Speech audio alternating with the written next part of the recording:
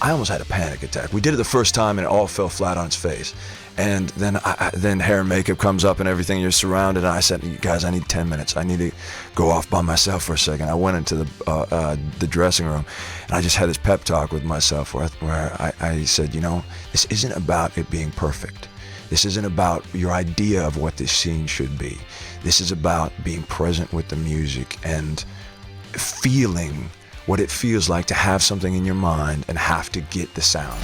We are celebrating Graham's greatest bits, some of his best interviews from the past 3 years on Virgin Radio. You'll have heard this over the past few weeks. Some amazing, amazing stars. And today we're going full Hollywood. A-listers, kicking off with Austin Butler, who's having quite a long moment. I would say he's having an hour. And he's in Dune at the moment and was on Graham's chat show recently. But this is a little throwback from when he was Elvis in Baz Luhrmann's epic Elvis. I'm pretty sure he was Oscar nominated for his role in this, and it was kind of his breakout moment. I mean, staggeringly similar to him to look at, but the thing that struck me was his voice. He sounds exactly like him. Obviously in the movie that's what he's paid to do, he's an actor, but when he came on with Graham to promote it, it was presumably quite a distance since he had filmed it, but he was still full method, and he sounds exactly like the king. What a time to be you. You must be high as a kite. It must be just fantastic. I'm just over the moon right now. I also got to say, as soon as I heard I was coming to London, the first question I asked my publicist was, am I going to get to do Graham Norton? Because you are my absolute favorite. I just adore you, and I love watching your show. No, you're the best. You're the best. So here's the thing. If people don't know, the film just was at Cannes. People can't say enough things about you. Obviously, when you're making the film, you're in the moment. And even if you look at dailies or rushes, Baz Luhrmann doesn't leave a moment of this film kind of unexamined and altered and changed. What was it like when you sat down and watched your performance, watched the whole film? It was the most magical night of my life. I hadn't seen the film, and So the first time you saw it was with an audience? First time was with the audience in Cannes. I'd never been to Cannes before, and Baz had asked me if I wanted to watch it by myself prior, and I thought, I've waited this long. It would be the most magical thing I could possibly imagine if I sit down in that palais and finally get to see this film that I've spent the last 3 years obsessing about. And suddenly I was there, and there was a moment midway through Act 1 where I just took a deep sigh, because I'd felt so much pressure and tension and all this fear, and suddenly I thought, oh, here it is. And you feel... I just, like I was saying to you before we went on the air, it was the first time I was able to watch myself and not judge in the way that I usually do. Because usually you see yourself, and I still always have things I'm like, I wish I did that or that. But with this, I was like, I was able to watch it as an audience member in a way. And what you do and what Baz Luhrmann do, and I've never seen it before, you really capture, because I never saw Elvis live, but I feel now I have, because they really capture that I don't know, that electricity, that whatever it is of him performing. That moment. So when you're the young Elvis, I told you this would happen. I just talk at you for 20 minutes. I'll get to a question in a minute after I've got you. But when you're the young Elvis, you kind of, you look like Austin Butler. Then there's a moment when you come to the TV special, the kind of, the leather-clad TV special, and the camera finds you, and I was like, whoa, like... So what had they done to you? Have they changed you, or is that just you acting? What had happened? Yeah, so there's, for one, I had the most incredible prosthetics team, and so they did very subtle prosthetics to just age my face up. And we did so many tests, because it's easy to take that too far, and suddenly that's what your eye is focusing on. So we had to find that subtle thing that just makes you feel older, and so that's what we did with that. And then it was honestly just studying how his movements changed over the years, and how his voice changed over the years. And so I just did just endless amount of research and obsession on that. And we must also tell people, one of the extraordinary things about your performance isn't just that, but it is you singing. It is you doing the singing. Was that a kind of a let's see how it goes thing? where like Baz Luhrmann going, yeah, you're going to sing. And he's kind of in the back of his mind going, oh, well, I can always, dub it afterwards. Or was it always going to be you? Well, from the very beginning, Baz knew that the acetate recordings of the 50s they're all mono, so we couldn't use those in the film. So the 50s, we knew, he knew we were going to have somebody sing that.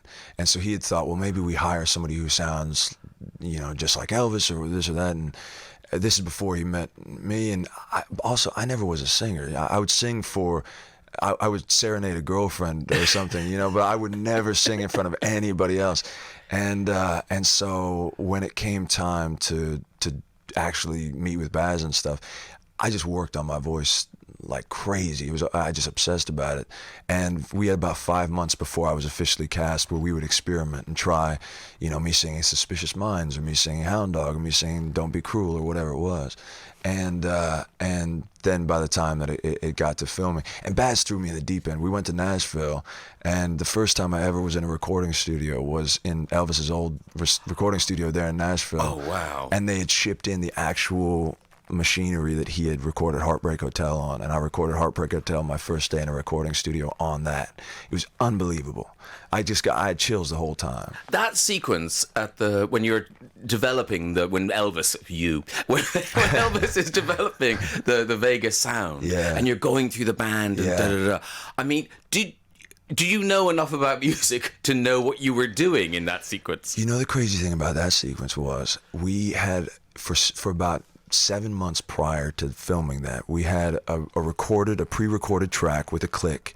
And so I would have 4 bars of the piano coming in, 4 bars of the drums, 4 bars of this or that. And the day of, we started doing it to the click track. And Baz, for the first time I looked over and I saw that there was something on his face. And he said, you know what, this isn't working. Let's, would you mind doing it live, Elvis? And he goes, could you he said, are these all real musicians? And the musical director Elliot said, yeah they are. And he said their instruments are muted though. And he said, well, can we unmute their instruments and have them do it live? And so you have to orchestrate them. And then he told all the musicians, I want you to intentionally play it wrong.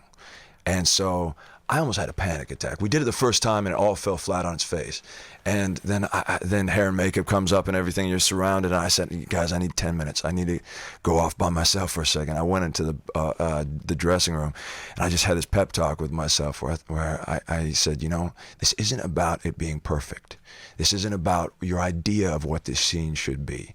This is about being present with the music and feeling what it feels like to have something in your mind and have to get the sound. So I know what it is and they don't. And so I went out there and then I spent as much time as I needed to with the pianist until he got what was right in my head.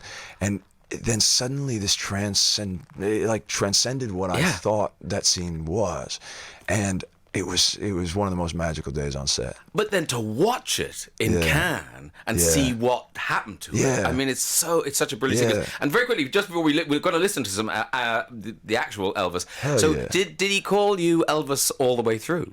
He would kind of go back and forth. He'd call me Os or Elvis, or because that's the thing is it's about merging my soul with his in a way. That's what I realized is I can't just be a caricature of him. I've got to bring every bit of my own soul to this.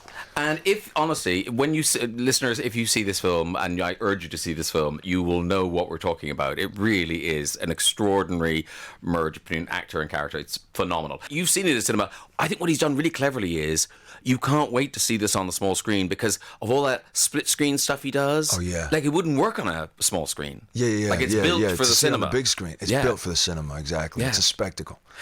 Listen, Austin, I love the idea of meeting you at this moment in your life because you were a successful actor. You were a jobbing actor, but you were very successful. You worked all the time, and now this thing has happened to you where you're now the star of this. You're in the new Dune movie. You're doing a big streaming thing.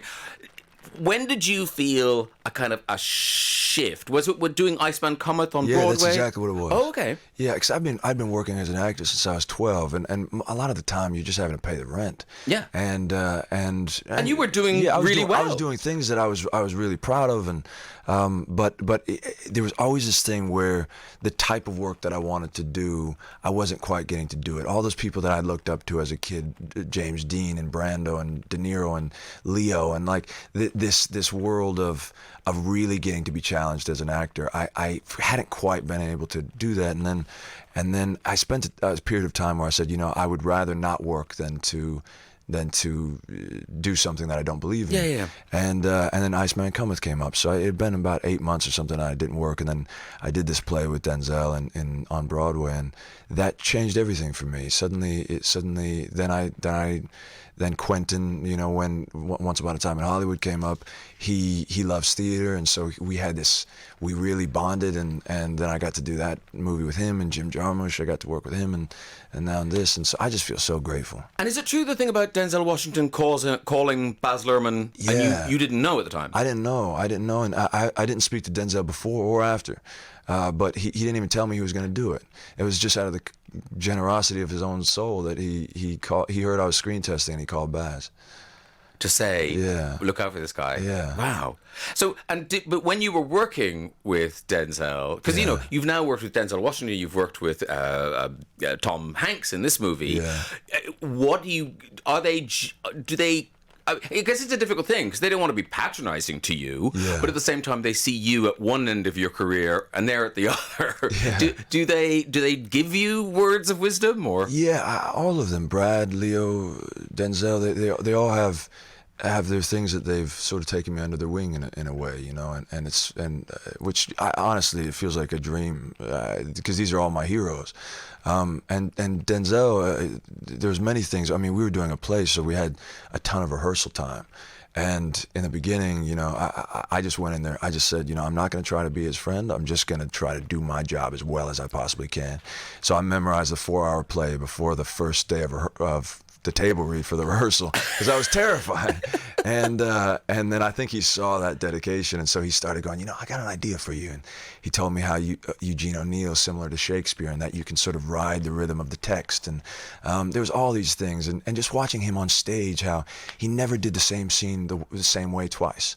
You know, he always had this new life and this new presence, and it was incredibly powerful to watch. And I read an interview where you were talking about, you know, because you had so long. Yeah. Because there was a delay before the beginning, then there was a COVID delay in the middle. So you were Elvis for a very long time. And I read a thing where Tom Hanks gave you advice about not getting lost in Elvis. Yeah, and I really took that into the job I did after, because with Elvis it was all encompassing. I put my life on pause for 2 years, and I knew how easy it is to slip into the feeling of being an imposter in that situation. And so I thought, well, I got to just figure out, how does Elvis brush his teeth? How does he get up in the morning? Like all the mundane things, and then building from the foundation up. And so Tom did say, he was like, you know what? I like to read something that has nothing to do with the job that I'm doing every day. And so now I try to balance life a little bit. Well, whatever you did, it worked. Austin Butler, Run, Don't Walk, to see him perform as Elvis.